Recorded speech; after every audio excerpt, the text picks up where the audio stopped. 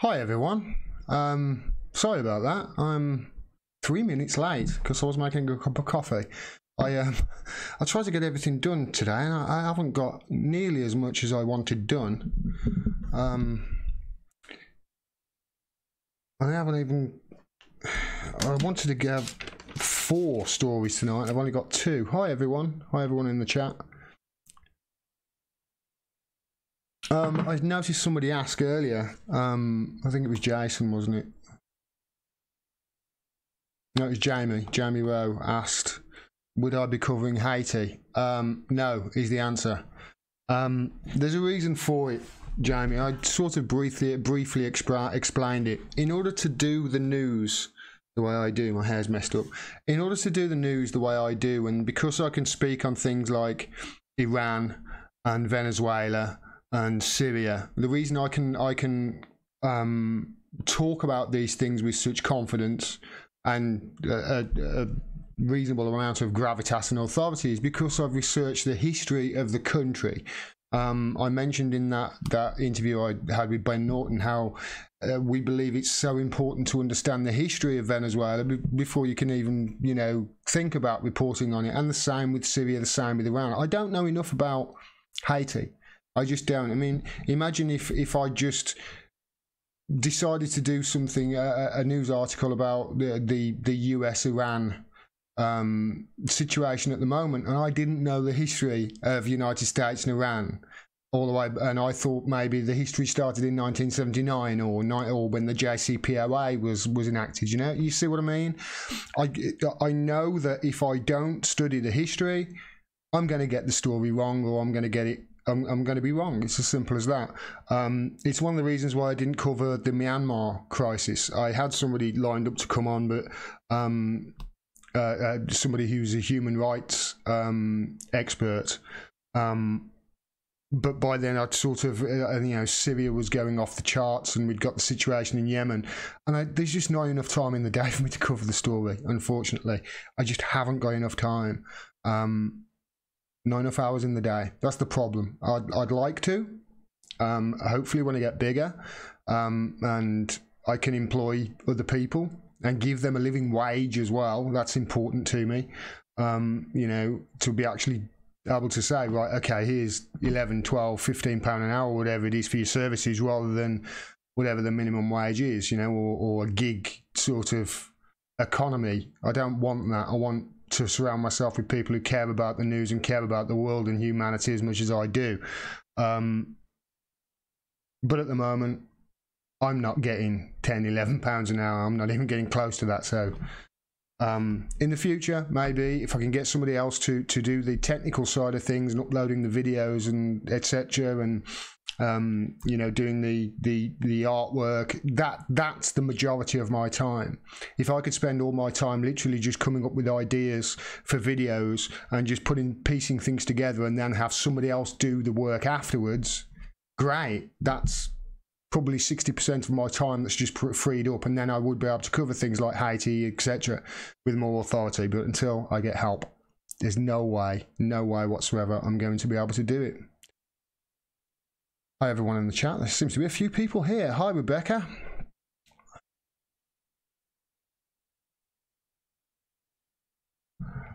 Mikhail says, just halfway through Tulsi Gabbard's speech, we'll go back to it after you have finished, Gordon. Next president of the United States, if there is any justice.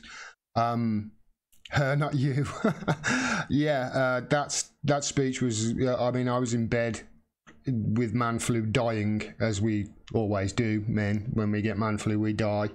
At least all the men in my family do. I was lying in bed and I was inspired. I wanted to get up and do a video even though I was in bed ill. It was that good. Hi Ross. Hi Mystery. Mystery says, just know that HRC's brother received the first mining permit granted by the Haitian government in about 45 years, when all of that shite was going on.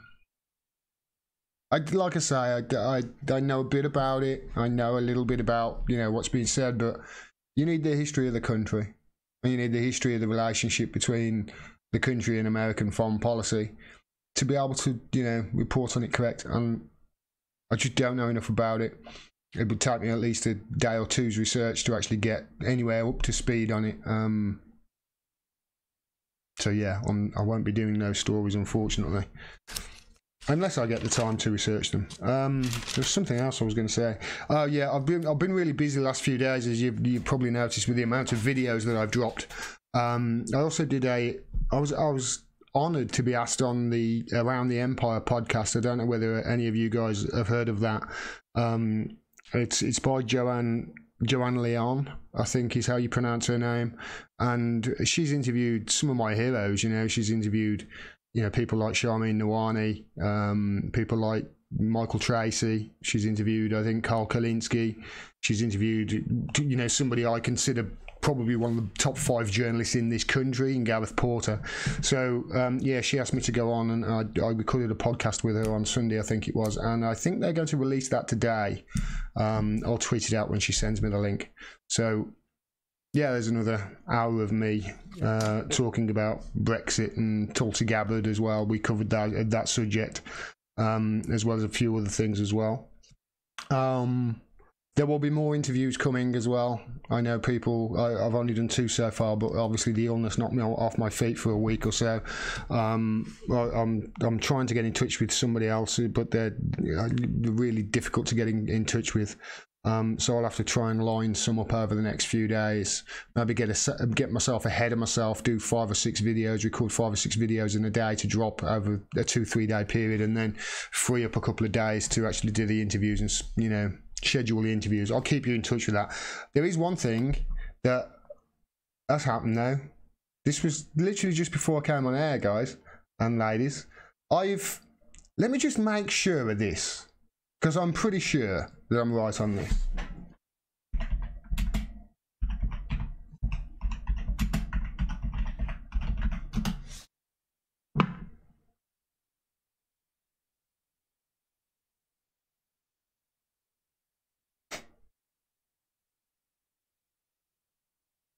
Fucking knew it. I knew it was him.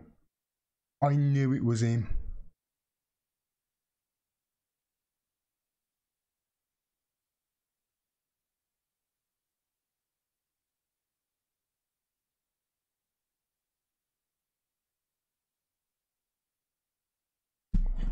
Be with you in a second. I've got to check this and make sure I'm right. Otherwise I'm going to look like a right dumbass.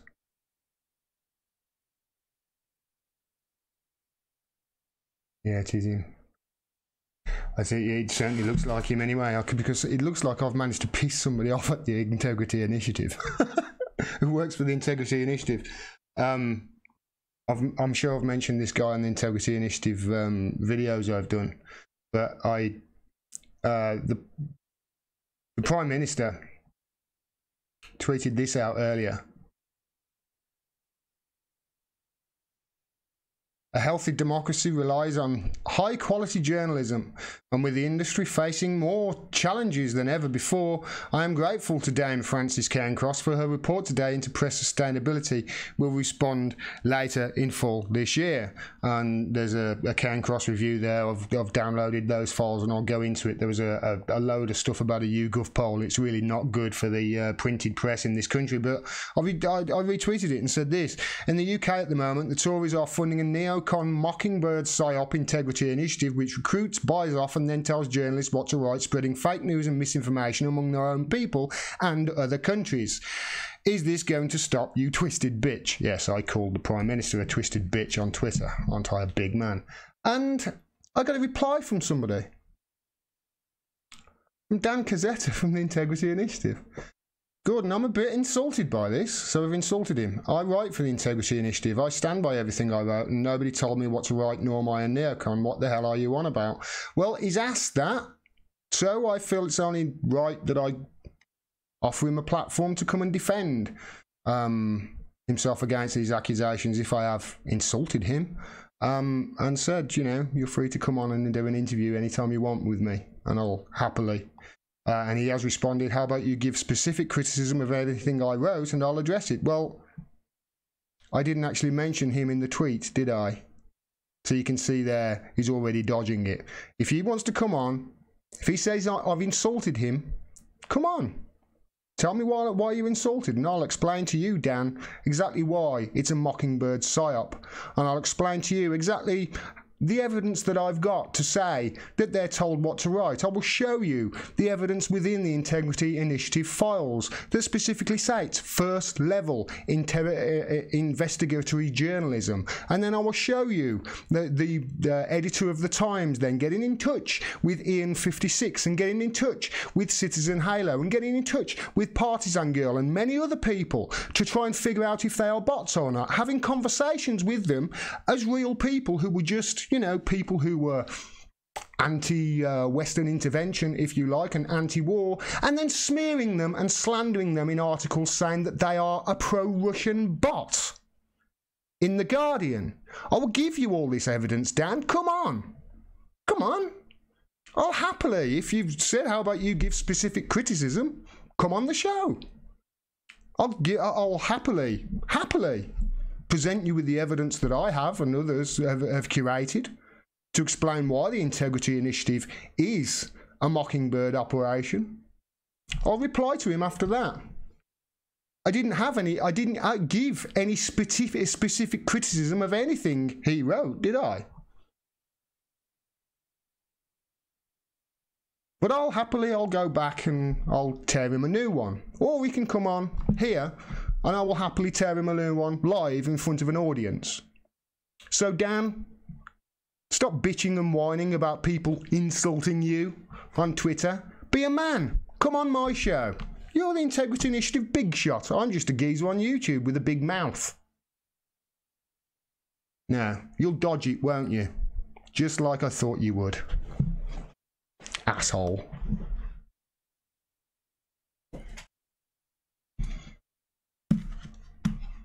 You know you're going to do well, you mate. I'm popping up on the radar, aren't I? That's the problem. I'm popping up on the radar. It's amazing. It's amazing, you know. If you want to gain support for anything, you know the best way to do it?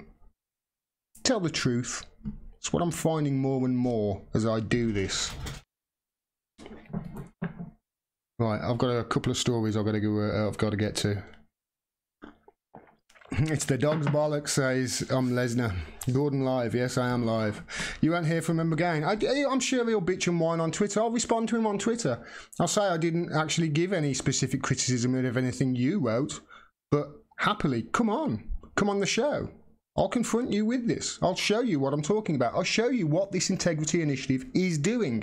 I'll show you the similarities between the Integrity Initiative and Mockingbird. I'll show you examples of the Integrity Initiative actually interfering in a foreign government's process of picking a defense minister in Spain, in Pedro Baños. Come on, Dan. Hop on. Come on. Hop on the show. I'll ask you all about it. If you want specific criticisms, I've got no specific criticisms of anything you wrote. But I'll happily go through all the shit that you wrote for the Integrity Initiative and tear that apart as well, if you like. Especially if you've written anything about Syria or Venezuela, which I've just noticed by doing a Google search that you have done. Quite a lot. Come on the show. I'll happily give you as much time as you want to defend the Integrity Initiative before I rip you a new one. Thank you, Mikel Diaz Nocetti. Thank you for that 20... Is that Skull? SCK? I think that's Danish, isn't it? Thank you. Thank you very much. Right, I want to get to this this first article. This first one because this really upsets me.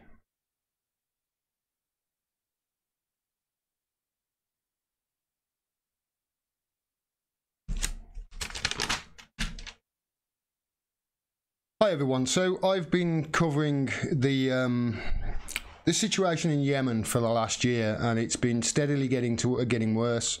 Been steadily getting to the point where the UN said that if the war didn't end by the end of 2018, 14 million people were facing starvation. Well, it hasn't ended. There was a ceasefire called in December, which the media over here especially were all, well, great. There's a ceasefire now in Yemen. Obviously, that's going to help the situation. But there was no reports of actually the Saudi Arabians violated that ceasefire over 800 times. Now, I'm going to go to Mint Press News for this, just simply because it's somewhere in the Middle East. And if you want the truth about the Middle East, in my opinion, you should go to Mint Press News. Now, for those of you who are not up to date with what's happened in Yemen, this is a short history.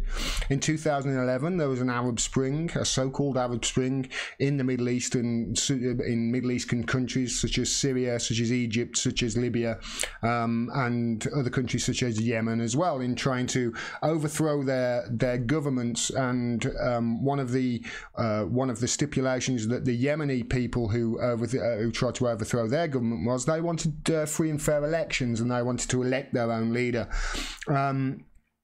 They, for a while, I think his name was Saleh. I've forgotten the other guy's name now, although I might have got there as well. The wrong way around. They ousted him, and another interim president sort of came in, and the interim president promised that there was going to be elections. However, when the election finally came, he was the only person actually on the ballot. So you can see there's not much democracy going on there. He outstayed their president, their interim president, outstayed his mandate. And after he outstayed his mandate, the Houthis in Yemen overthrew him, and he ran off to Saudi Arabia with his tail between his legs. And that's when the Saudi Arabians, along with the UK and the US backing, started bombing Yemen. That's the situation. And this is the background that they never tell you in mainstream media. They just say it's the internationally recognized government. They don't mention that actually internationally recognized just means about 11 countries, of which we are one. But you can see where I'm going here. They're missing out giant chunks of information to push their propaganda. And this is the latest from Mint Press News. It's not getting better over there, it's getting worse. With 3.8 million Yemenis displaced last year, new report shows the country's crisis is growing worse. Wonderful. This is from Whitney Webb. She writes, Sana'a, Yemen. A report from the Sana'a-based Yemeni government has revealed that the conflict in Yemen, sometimes called the Forgotten War owing to the sparse international media coverage, continues to grow more dire with each passing day. Among the report's most troubling findings are the staggering number of people who were displaced by fighting last year. That's 3.8 million people forced to flee their homes, many of them from the still besieged port of Hodeida over the course of 2018. 3.8 million. There's only 24, I think population is something like 25 million. Just 20% of the population gone in 1 year, and that's without, obviously this has been going on since 2015. So how many have been displaced now? How many millions? What, 10 million, say, in 3 years? Where do you think those people are going to go? Oh wait, they can't come here, can they? Because immigrants are stealing all our jobs. At least that's what the right-wing press are telling us. It's all the immigrants' fault. No, it's the war's fault. The wars are causing these refugees. The wars that we are involved in. And then we're demonising these refugees as the reason that our country's so screwed. It's just wrong. It's our foreign policy that is causing this, not the refugees. They're just looking for somewhere to live without a Raytheon or Boeing bomb dropping on their frigging head. Wouldn't you try and do the same thing? I'll continue. Among the report's most troubling findings, 3.8 million, I've just said that. Many of these refugees have sought refuge in or near the Yemeni capital of Sana'a, whose international airport remains under blockade from the Saudi Arabian-led and US-supported coalition. Yes, the port and the airport, it's siege warfare. Siege warfare. This is why they're starving. And I'll get to this at the end, but they're starving not as an unfortunate byproduct of war. They're starving as a direct result of Saudi Arabian policy. This is the intention of the war, to make them scream for generations. Another highly troubling aspect of the situation in Yemen, as revealed by this recently released report, is the continued closure of key food warehouses, including those controlled by the World Food Programme and the World Health Organization, that are storing food for as many as 3.5 million people, so another 15-20% of the population. While these facilities remain closed, an estimated 18 million Yemenis face severe food insecurity and starvation, including 5 million children. Worse still, the report noted that the Saudi-led coalition bombed 4 of these food factory warehouses, in addition to 2 trucks carrying food aid, just during the month of December.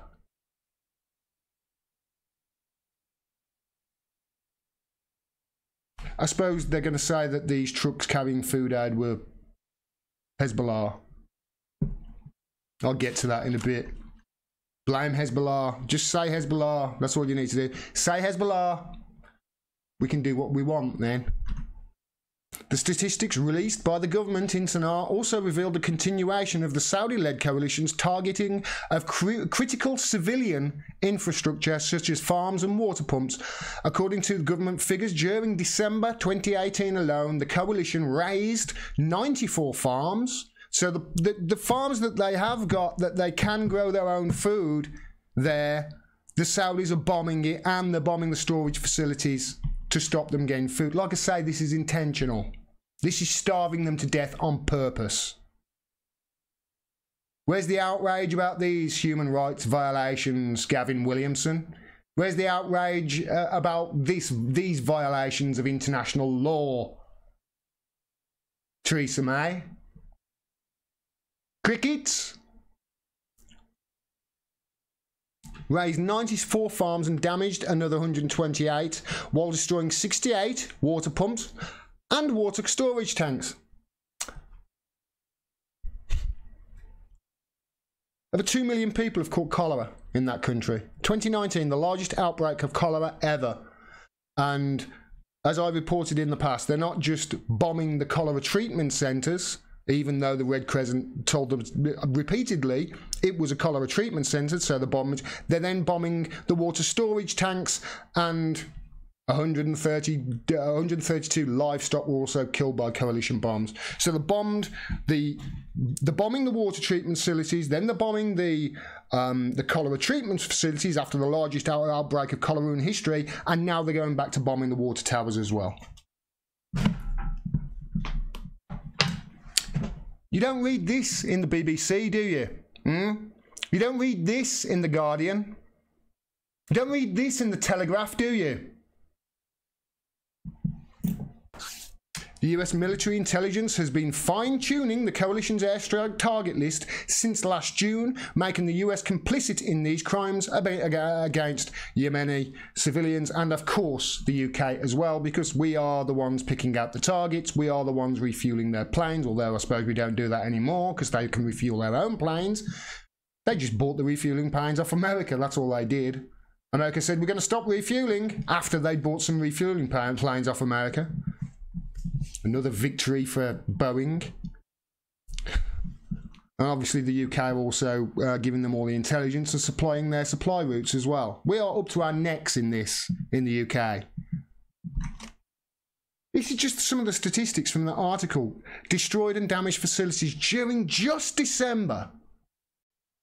8 government buildings, 2 sports facilities, 2 agricultural equipment, 2,293 civilian homes, 7 schools, 3 airports, 26 mosques, 5 factories, 68 tank and water networks, 4 food storage warehouses, a seaport, 185 commercial facilities, and it goes on and on and on. And I suppose at the end they bombed a partridge in a frigging pear tree as well.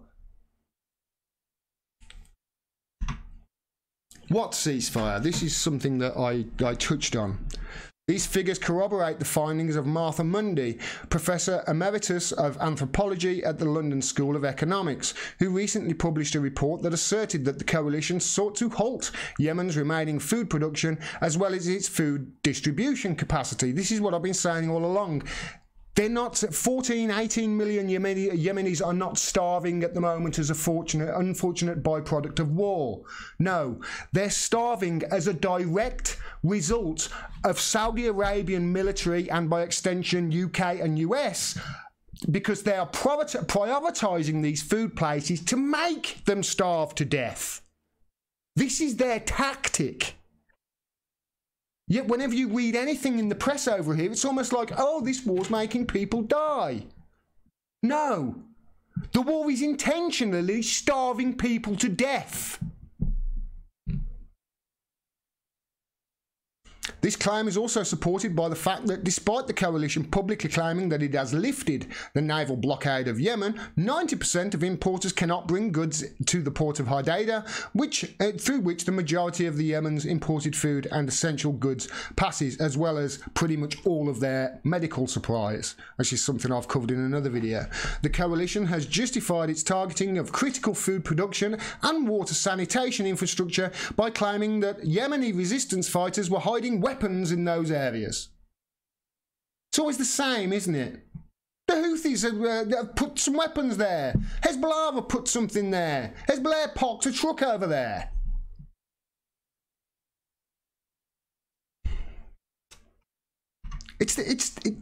I'll get onto it in a minute. The report also notes that the bombing campaign targeting Yemen continues to result in a dizzying number of airstrikes. Just check this out. These figures, with a total of 1,509 airstrikes in resistance-held Yemen just during December. That's over 50 a day. That's got to be 100 missiles a day minimum. All bought, obviously, from the UK and American defence contractors. They're making a fortune from this. Just don't talk about the deaths. The government in Sana'a had previously stated that Yemen, over the course of last year, suffered over 52,000 attacks. So 1,509, that's actually a slowdown, because the average over a 12-month period, what's that? 4,500? 4,400, something like that? However, what makes the December figure so striking is the fact that peace negotiations took place early on in that month. This is why it was a slowdown, because there were meant to be a ceasefire. 1,509 airstrikes during a ceasefire?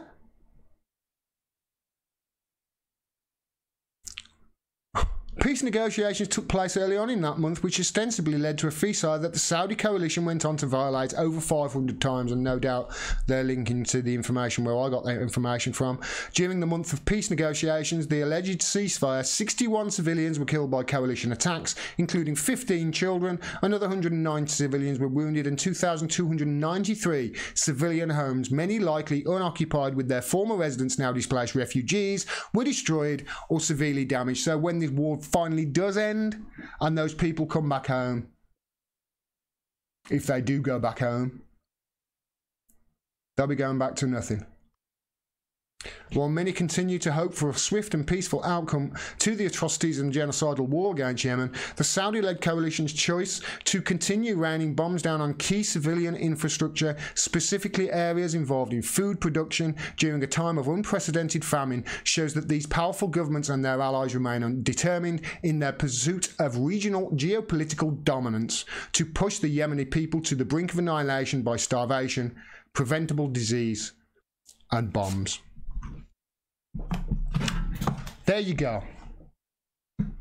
What do you think the chances are of the BBC covering that in a similar way? Like I keep saying, these atrocities and this genocide and these deaths of these innocent children are not an unfortunate byproduct. They're intentional.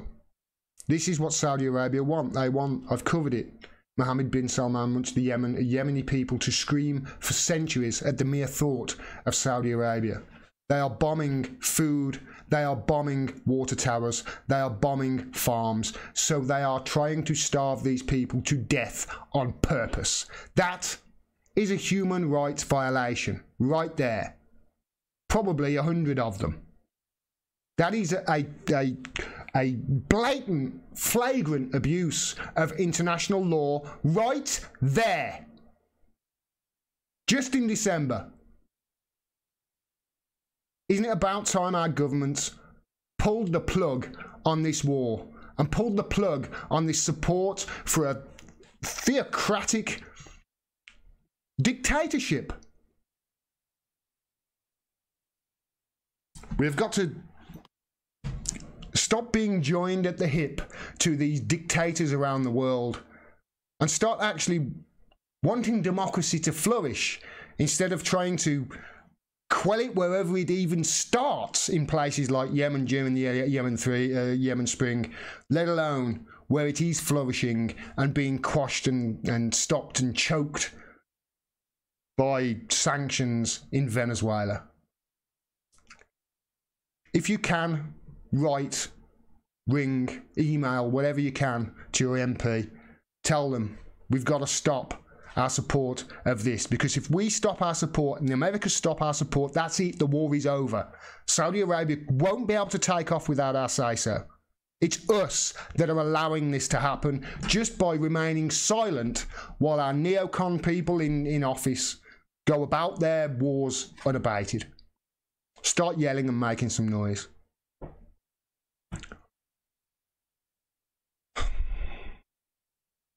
Sorry everyone, that makes me mad. No, Two's Time says no chance anybody in the Western media will recognise and report and know that our government will not. No, they won't. We've got to. It's us.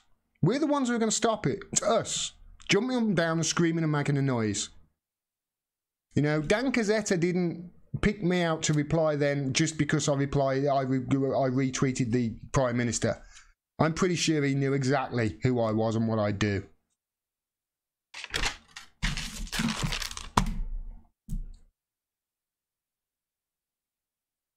I don't feel bad for getting angry, Rebecca.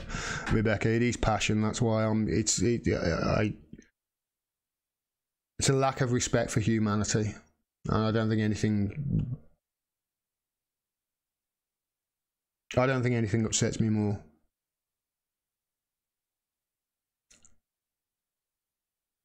Oh, guys, you know what? That was a shit story, wasn't it? It's a bad story. I've thought of something.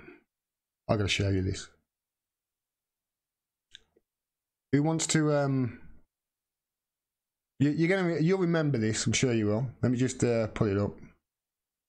Do you regret you?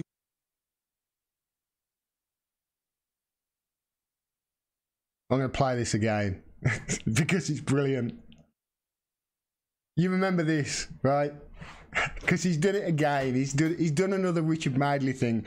He made me laugh so much, Richard Madeley did, with this short clip I saw on Twitter. But this is why I love him. This is the sort of thing why I love him. This is him basically just cutting Gavin Williamson off in an interview when he was filling in. I think it's Good Morning Britain now he was filling in for you, isn't it? Yeah, it's Good Morning Britain. It's the one that he's on again this week. I suppose it's Piers Morgan that he's filling in for again. But this is him cutting off Gavin Williamson. I did a video about this a while ago. Do you regret using very casual Trump-esque language like shut up and go away? Please don't tell me what happened, because we know what happened. Do you regret using that language? That is the question.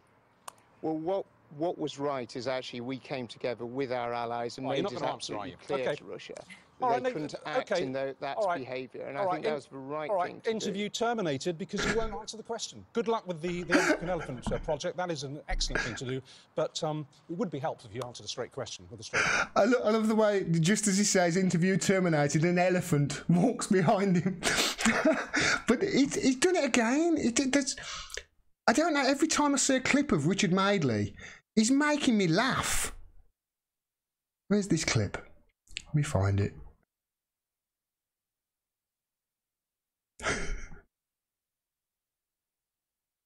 Trust me, you're going to love this way.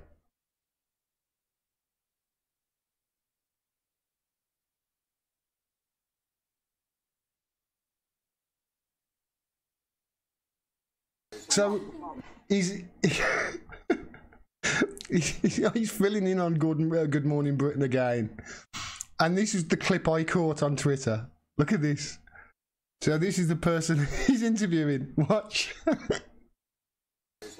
can't read it because we've had to pixel it and shoot carefully. I mean, across this part, which we probably could show, it says Brexit. And then above your right breast it says leaves, and above your left breast it says Britain, and then under your both breast it says Maple. So Brexit leaves Britain, Maple, but it's beautifully written in capitals. Who wrote it?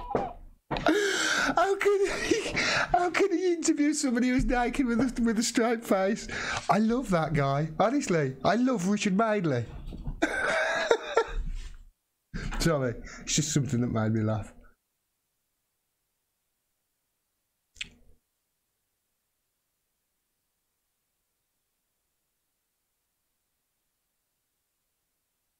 Ross Coyle says the word is evil, Gordon. Yeah, what they're doing to the people of Yemen. It's evil, and the people who contribute to it are giving themselves over to evil, murdering children. It's evil. It really is. And we're doing it. Shut up and go away. Well,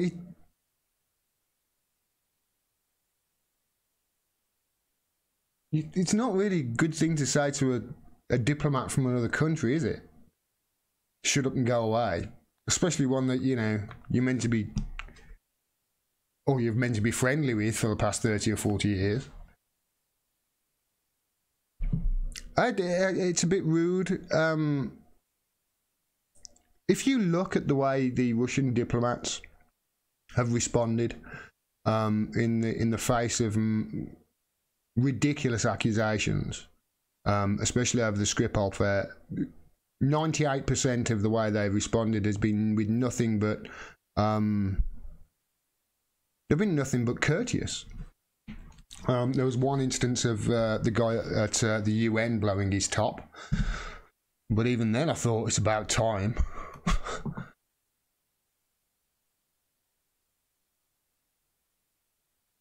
Whose time says Gavin's got a death cult hard on having met Bolton, Pompeo, and deathmonger Abrams. He also met Kissinger a few months ago, and last week so did Alan Duncan. That's who they're getting their advice from at the moment. Kissinger, who, you know, pretty much oversaw the death squads in Chile. It didn't. I think it was Kissinger that was integral in bringing Pinochet to power. I'm pretty sure of that. It was Kissinger who was the person who brokered the deal for the petrodollar with Saudi Arabia back in the early 70s. Yeah, he's a horrible person. Yet our foreign ministers are going over there and saying that he's the best diplomat ever. That's the shit that's going on. Actually, I talked a little bit about America there. I'm just going to quickly hop on the pond because this is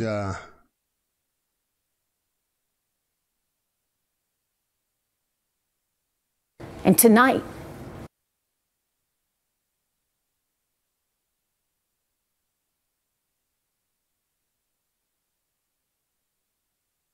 it's a bit loud. That's it.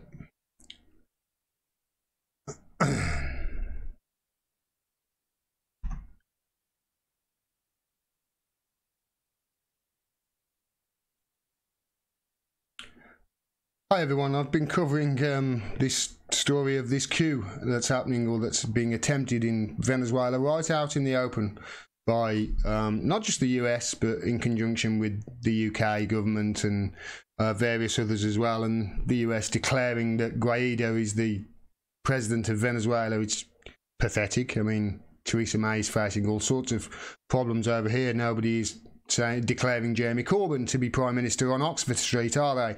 Macron has a 17% approval rating, almost twice as bad as Maduro's, but you don't see anybody, you know, on the Champs-Elysees saying, hey, I recognise Marine Le Pen as the rightful Prime Minister or President of France.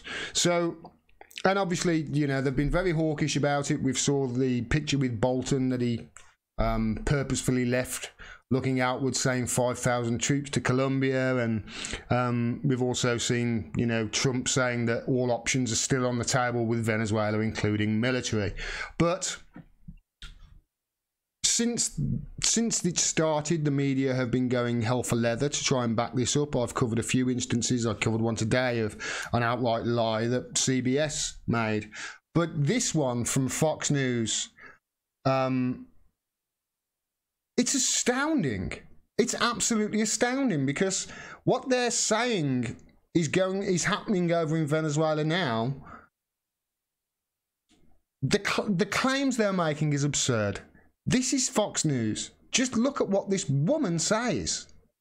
And tonight, I can report that Hezbollah is migrating. They're migrating to Venezuela. Hezbollah are migrating to Venezuela.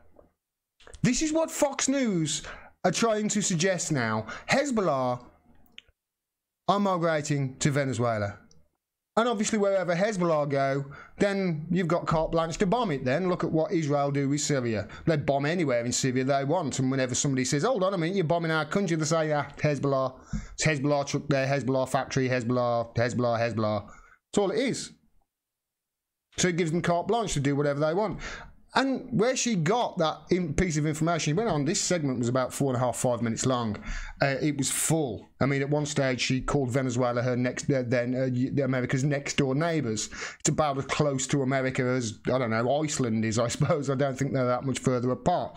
So, but where she got this claim from, where she got this information from, that it was Hezbollah, and Hezbollah are actually going in to Venezuela and causing all sorts of trouble over there, and this is why they have to do this coup and they have to get Maduro out.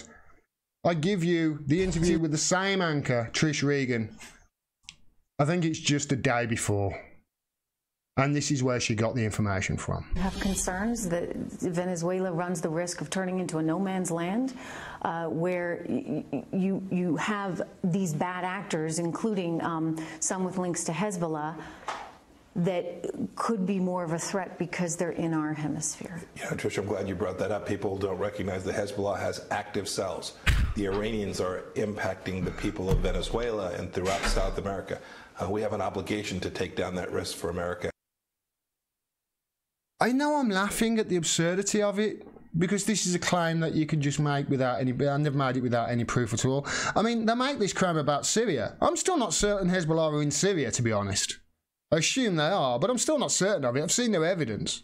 It's certainly not presented by the Americans at all. But they just make a claim like that, and it gives them carte blanche to just do anything. Absolutely anything at all. Honestly, if you asked Mike Pompeo any question of anything bad that has ever been happened, I honestly think his answer would be the same. Mike, who were the people that shot JFK? Hezbollah. Oh, right, okay. Who were responsible for 9/11? Hezbollah. Oh, Hezbollah, right, okay. I thought you were going to say that.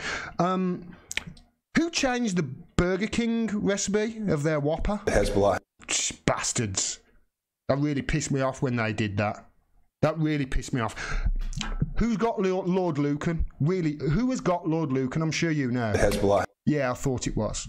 Any question, anything bad that has happened, Mike Pompeo and the Americans would just say Hezbollah and that's it. Because it gives them carte blanche to do whatever they want, as they are doing in Syria right now, obviously with Israel as well. And this is the level now we are at in the media. That Trish Regan didn't ask him at all. Any point during that interview, have you got actually any evidence for this? Have you got anything that we can see so we can report on it and say this is fact? No, of course you didn't. She just let him make the absurd claim that, honest to God, she said Hezbollah, word for word, Hezbollah are migrating to Venezuela. Just make that absurd claim, and it's all of a sudden it's out there and it's fact now, and it's never checked. Why? Who's the source of that information? Where'd you get that from? Mike Pompeo. Must be fucking true then, mustn't it? I keep going back to it. We have got no chance no chance of a better, brighter future if our media are not overthrown. Otherwise, you're just going to get more of that sort of crap by Trish Regan on Fox and all the other channels, and that's just America. I mean, it's the same over here. I cover it over and over and over, as I'm sure you know. We've got to fight back about it. Time for a new media, I think, because the old one, it's about time that it was put out to pasture if all they're going to do is just make absurd claims without any evidence whatsoever, just to propagandize the public into manufacturing consent for a regime change war. And that's what this is. Fucking Hezbollah. Honest to God. Hezbollah is in the water supply. Yeah, that Hezbollah were in the water supply in those in Yemen, in those Yemen water towers. That's why they were bombed. Hezbollah was in that oh yeah, no, that was Hamas, wasn't it? If it's Yemen, it's Hamas. It's sometimes Hezbollah in Yemen, but it's Hamas. If it's Syria, it's always Hezbollah. Unbelievable. Unbelievable.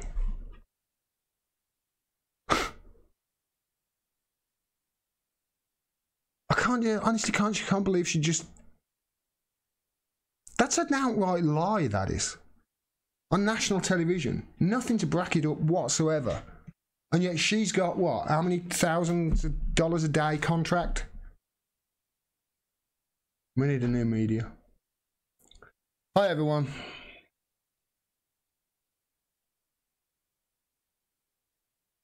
Yes, Cheryl, you're right.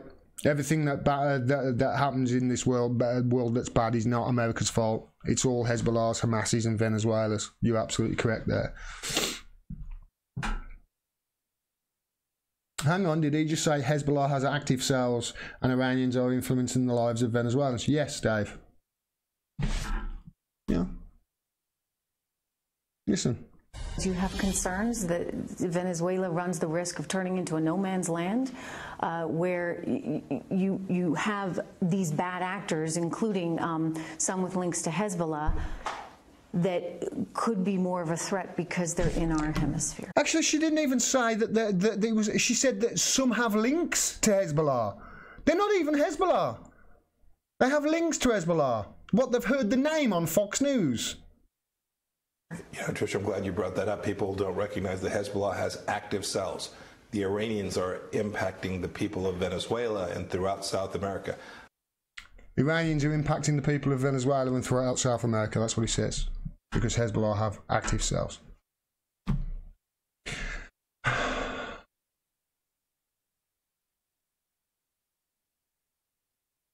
Love the people from in the black country. Truth from Gordon Dimmack says 2's time.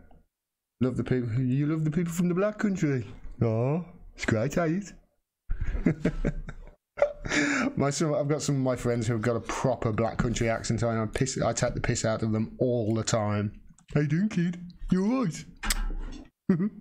From Wolverhampton, aye? I'm from Wolves, aye?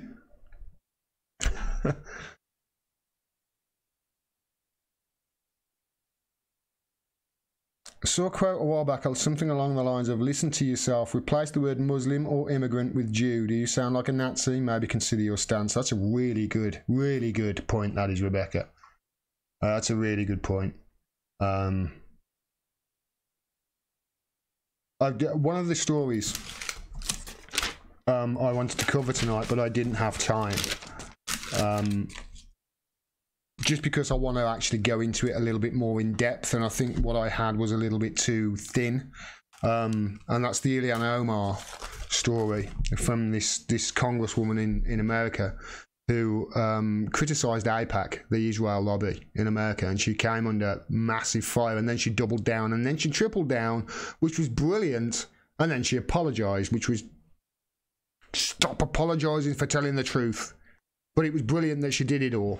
And I want to do a video about it because it was the first big attack, I think, from any of the new sort of breed of Congress people in America. It was the first big attack on AIPAC by one of them. And you know what?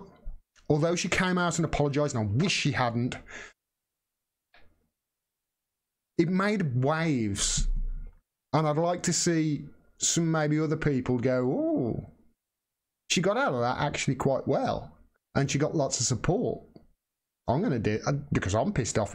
I'd like to see more people do it as well. You know, the one she was having a conversation with one congresswoman, and the one congresswoman said, you know, we do it with AIPAC because that's where we get our money from, or something like that. I'm paraphrasing. It's true. That's where they got their money from. So, like I say, I wanted to do that, but I'll have to record that tomorrow because it's a subject that really does need more in depth than what I had. There you go. And that's all I've got for tonight, everyone. Got any good news, Gordon Dimmack, today? Yeah. Richard Madeley made me laugh.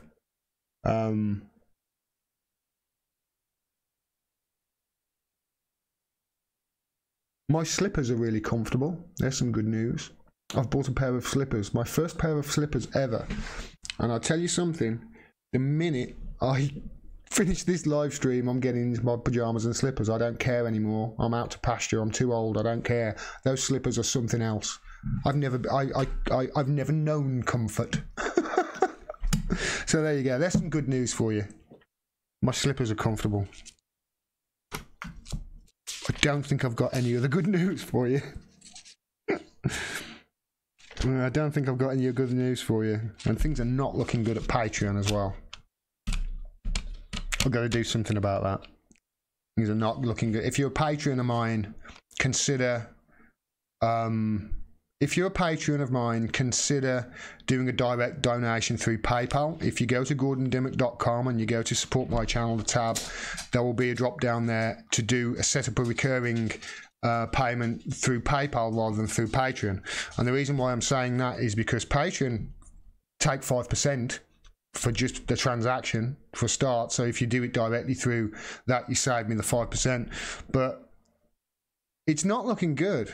I've listened to, there's a guy I listen to a lot on matters like this and other subjects that I don't know so much about, and that's Tim Pool, and he's been talking about this, and he's even been having conversations with the CEO there.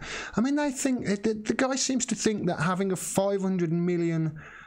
turning over $500 million worth of transactions this year, of which they get 5%, so that's a $25 million turnover profit. It's $25 million net profit, or gross profit rather.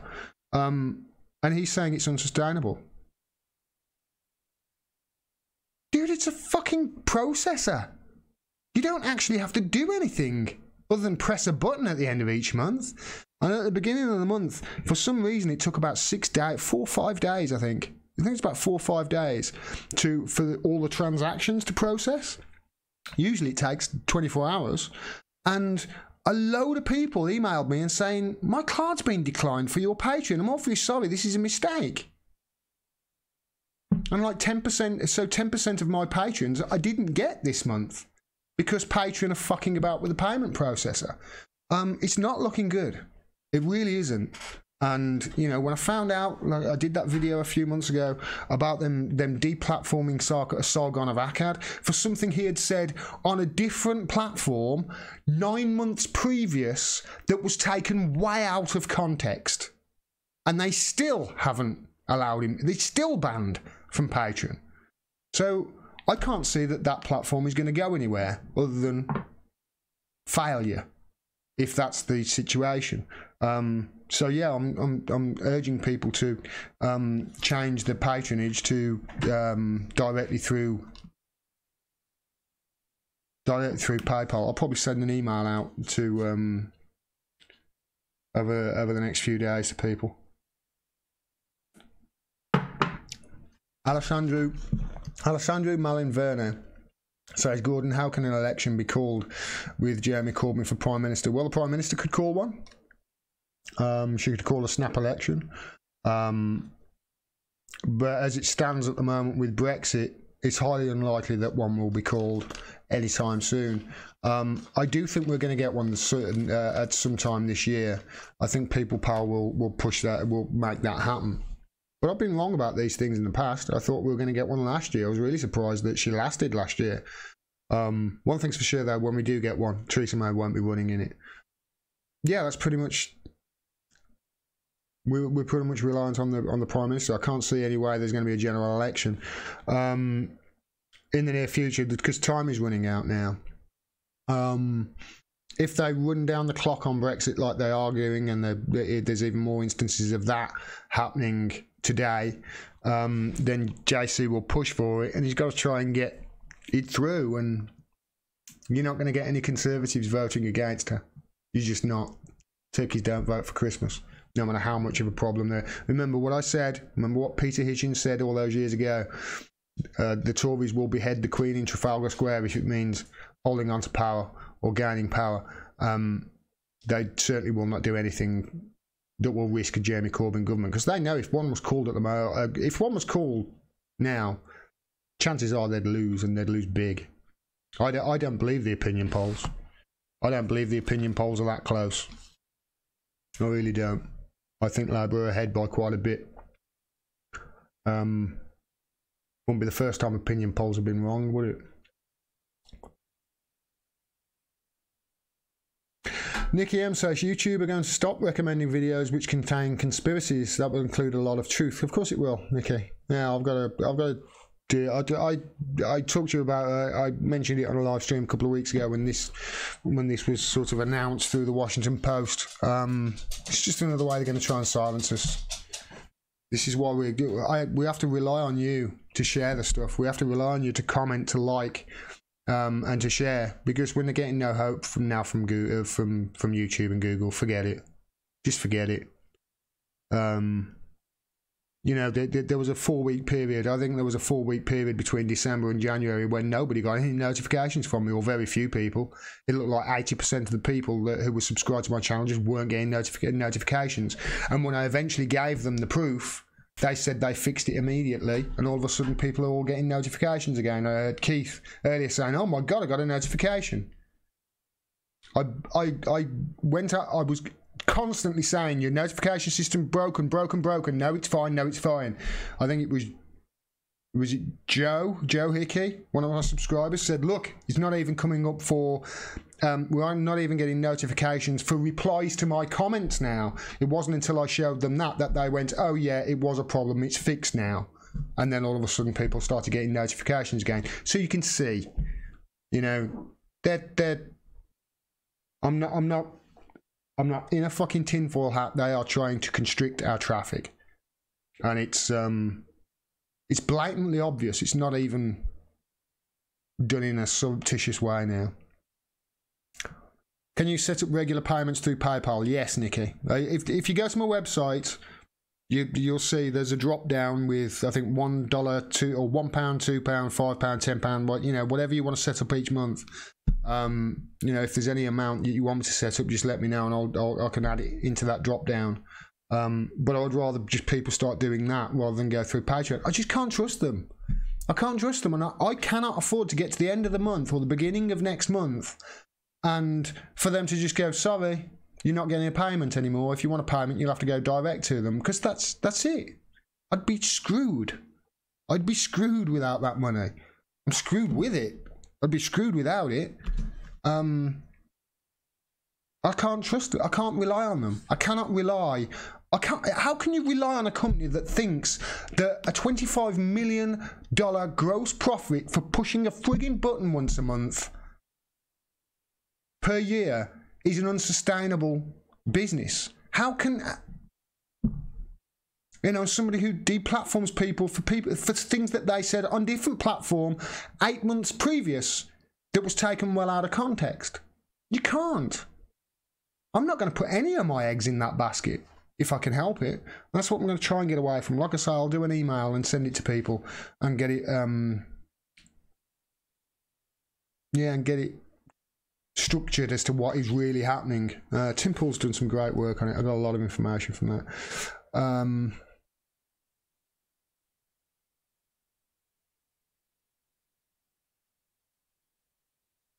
Regulate YouTube, says Titch Elmage. It's just, we've got to, man. They've got to be regulated. How many squid are in a pound? 1. Pound, quid, moolah, monkey, yeah, pound, a quid. All the same. Somebody's just said that they had to resubscribe with Jimmy Dore 3 times. I get it all the time as well. People saying that that YouTube unsubscribed them.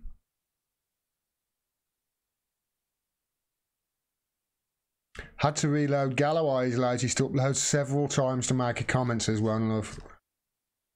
There's also I also noticed as well. It was a few weeks ago. They've stopped doing it now, or at least they had done last time I tried. But if I typed in @George on Twitter, usually it would pull up George Galloway. But now, as the top guy, now if you put @George in from mine, it brings up @George Galloway or something like that, which is sort of one of those parody accounts which hates good George Galloway. That's the recommended thing that comes up now if you want to if I wanted to tag George Galloway in a tweet. They stopped doing it about a week ago. They did exactly the same thing with Julian Assange, if you remember, on Twitter as well.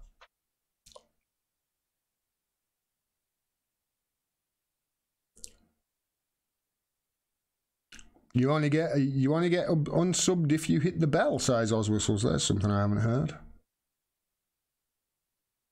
I think you only get a notification if you hit the bell. I didn't know you only get. Oh well, I'll have to look into it.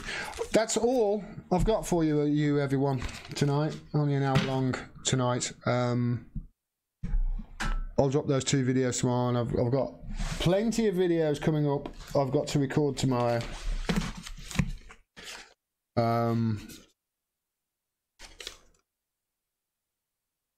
Yeah, there's that Ilhan Omar article or incident I want to cover, and there's the Green New Deal. I've got to cover those 2 stories from those progressives in America, or that progressive and the policy from America, because the Green New Deal it's come under a massive amount of obviously attacks. The Green New Deal has, not just from the right wing but from centrists as well, and they're all saying, oh, it's a socialist Trojan horse. Do you not understand the words New Deal? It's a socialist Trojan horse. Yes, it's a New Deal. You idiots. It drives me mad. I'll do a video about that. Like I say, it's one of those longer ones that I'll have to maybe do in 2 or 3 segments to get it all covered and to put exactly what's in it. But I'll tell you what's in it. It's pretty good. It's pretty good. And yeah, it's a socialist Trojan horse. It's not a Trojan horse. It's out in the open. It's called New Deal. Idiots. There's a video I want to do on marijuana as well, and there's actually a guy I want to talk to about that, about the marijuana laws. So I'll send him an email right now so if we can get an interview with him. Right, that's it everyone. Thank you very much. Thank you all. Thank you Taylor. Thank you Happy Rabbit. Thank you JT. Thank you Dean. Thank you everybody in the chat. Thank you to everybody who supports me. My dog, again, if you noticed there, she all of a sudden appeared when I started saying goodbye to everybody. You know, don't you, when I'm wrapping up a live stream? Don't you? You know, don't you? So yeah, from me and Ellie, thanks very much. And thanks for all your support. And we'll see you tomorrow. Peace, everyone. Thanks very much for your support. Love you all. Take care.